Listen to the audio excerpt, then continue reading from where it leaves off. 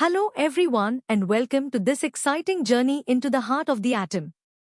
Today, we are diving into a fascinating concept in chemistry, isobars. Have you ever wondered why some different atoms can surprisingly weigh the same? We'll explore this mystery by looking at examples like argon-40 and calcium-40. We'll start with the basics, then gradually uncover deeper insights, moving from easy to the hardest levels of understanding. So, let's unlock the secrets of isobars together. Ready to unravel the first layer of this atomic puzzle? Let's begin with the easy facts about isobars. So, what exactly are isobars? Simply put, they are atoms of different elements. This is a key point, different elements. What makes them special is that they all share the same mass number, which we denote as A. However, they have a different atomic number, Z. Remember, the atomic number, Z, is the number of protons and it defines what element an atom is. Since isobars have different Z values, they must have different numbers of protons, which means they are, by definition, different elements and will behave chemically in very different ways. Let's clarify the terms atomic number and mass number. The atomic number, Z, is like an atom's unique ID card. It tells you exactly how many protons are in the nucleus, and this number defines the element. The mass number, A, on the other hand, is the total count of both protons and neutrons in the nucleus, giving us the atom's approximate weight.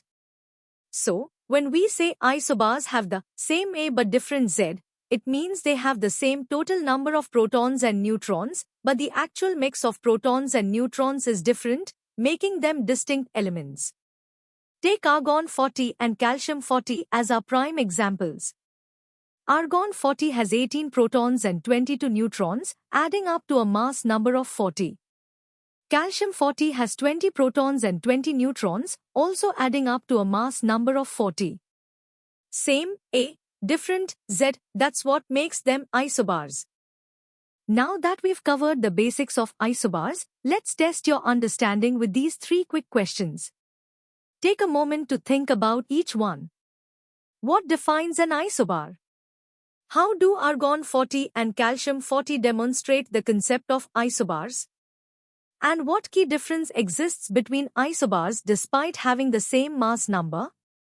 Pause the video if you need more time to answer. Alright, let's deepen our understanding of isobars. The medium level will provide more detailed explanations and examples. Before we dive deeper into isobars, let's quickly refresh our memory on the fundamental atomic concepts. Remember, an atom is made up of a nucleus, which houses positively charged protons and neutral neutrons, and negatively charged electrons that orbit this nucleus. The number of protons, or the atomic number, Z, is what gives an atom its identity as a specific element.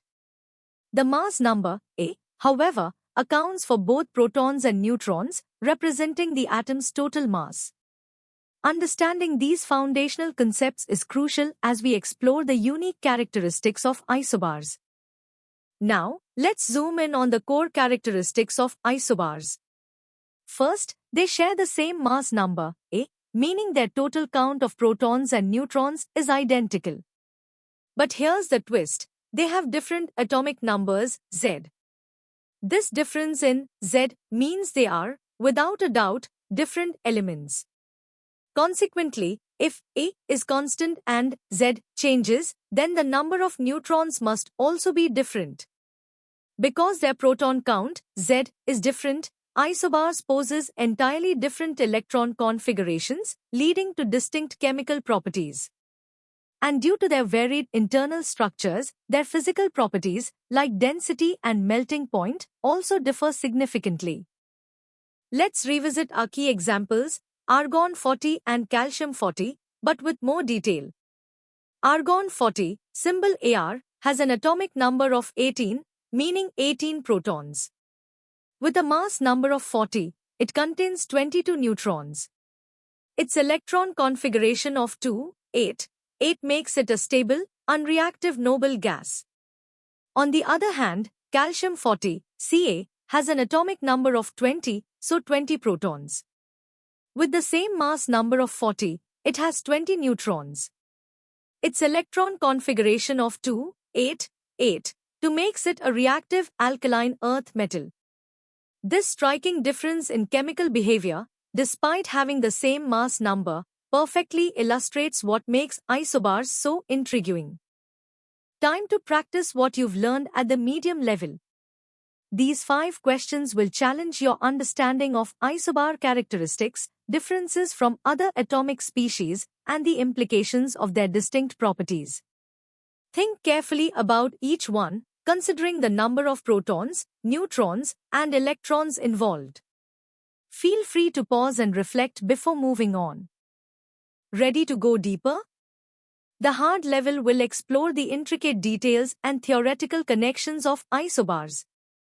At the hard level, let's solidify our comprehensive definition of isobars. They are atoms of different chemical elements, uniquely possessing the same mass number, but distinctly different atomic numbers, Z.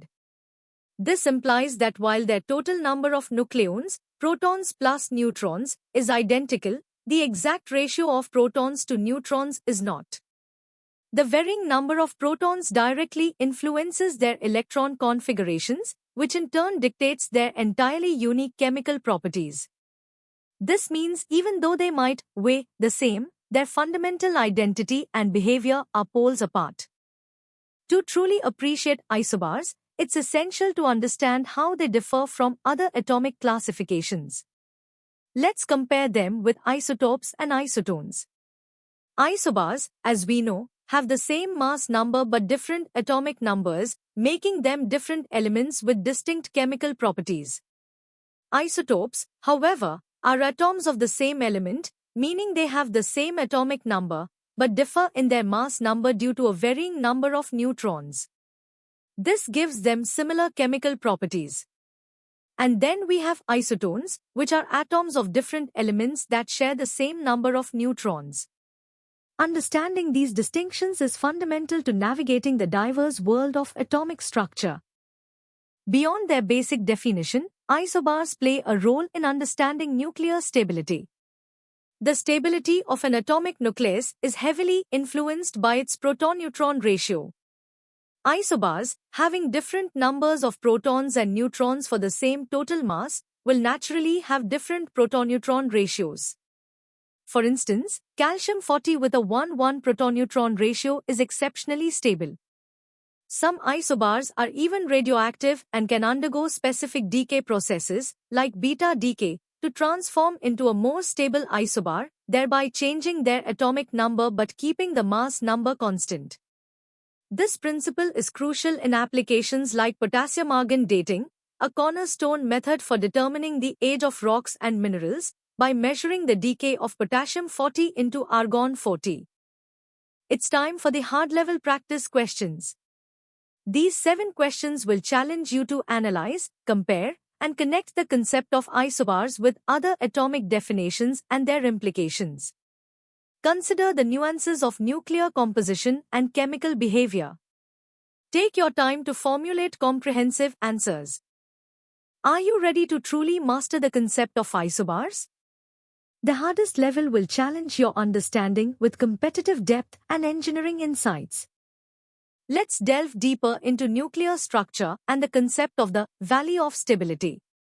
The nucleus is a complex system held together by the powerful strong nuclear force, which works against the electrostatic repulsion between protons.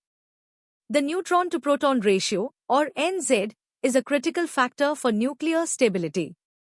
For lighter elements, a 1:1 ratio is ideal, but for heavier elements, more neutrons are needed to stabilize the nucleus, pushing the NZ ratio higher.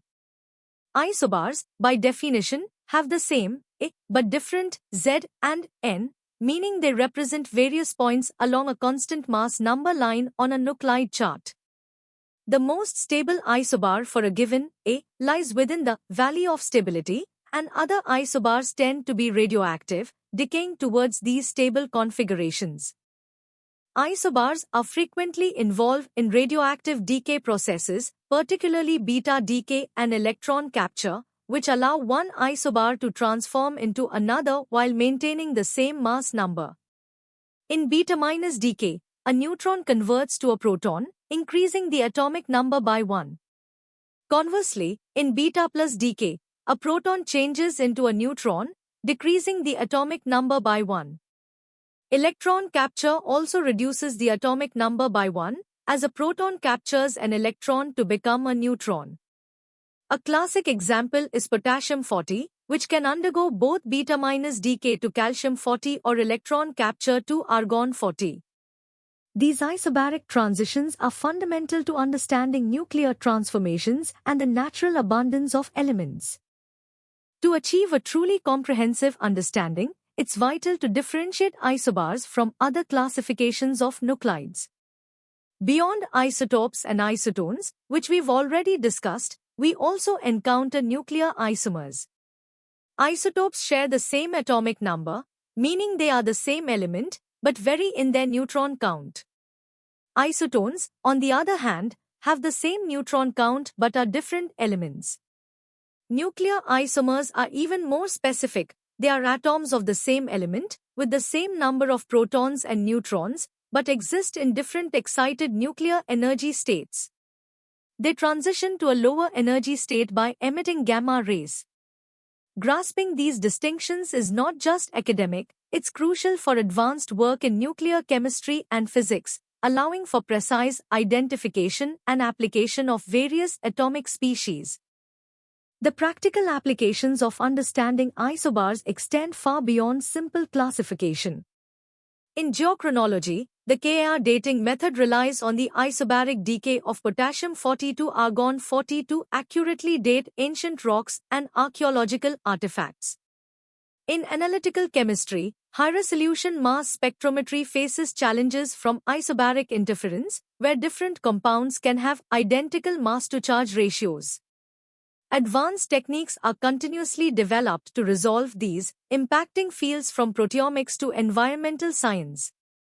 Furthermore, in nuclear medicine, the production and application of radioisotopes for diagnostics and therapy often involve isobaric decay schemes. Understanding these processes is vital for developing new treatments and imaging techniques, demonstrating the profound impact of isobaric knowledge across diverse scientific and engineering disciplines. Now, for the ultimate challenge. Here are the first 5 questions at the hardest level.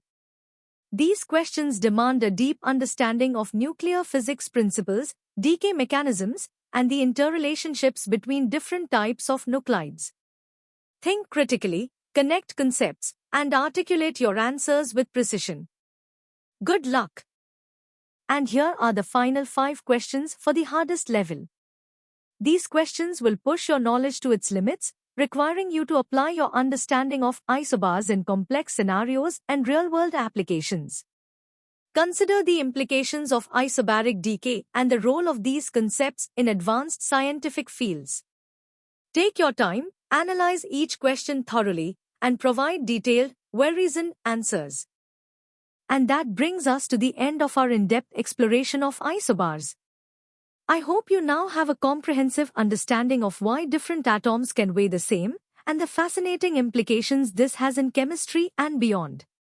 To continue your learning journey and explore more such intriguing topics, make sure to visit synapse.omaps.in. Don't forget to subscribe to our channel for more exciting educational content. Keep questioning, keep learning, and keep exploring the wonders of science. Thank you for joining us today.